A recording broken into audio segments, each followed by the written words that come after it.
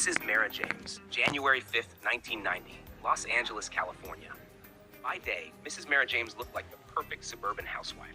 She baked pies for church socials, ran her children's carpool on time, and prepared candlelit dinners for her husband Dan, CEO of Herticorp.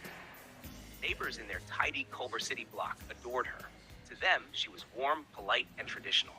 But when night came, Mera tucked away her apron and pearls, slipping into a leather jacket and boots. Hidden inside the pantry was a slim lockbox containing a Walther PPK, a set of skeleton keys, and a slim Nikon camera. She wasn't just a housewife. She was an investigator, working cases under the radar for a handful of attorneys and journalists who knew her skills. Her current case brought her south to Long Beach, where the cargo port's maze of shipping containers cast long shadows under sodium lights.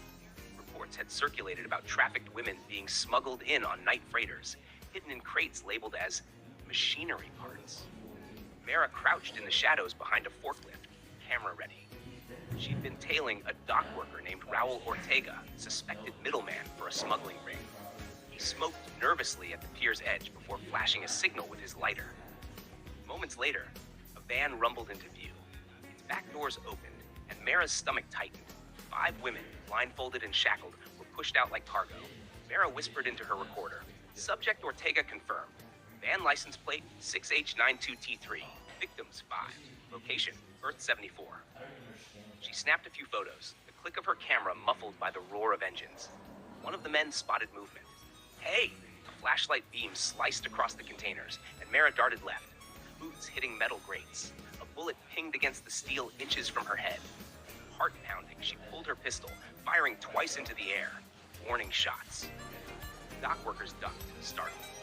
That gave her enough cover to slip between 2 containers and vanish into darkness. She crouched low, controlling her breath. She couldn't risk a shootout. Not here. Not with civilians in danger. She needed backup, but her work was off the books. The LAPD didn't know she existed. Mera tapped her watch. Time was tight. If they loaded the women into that van, they'd disappear into the freeway arteries of Los Angeles. She crept around the backside of the dock, circling toward a control booth. Inside, a switchboard operated the massive loading cranes. Mera slipped through the door, pistol raised, empty. She grabbed the comm mic, patching into the Port Authority frequency. "This is an emergency," she said firmly.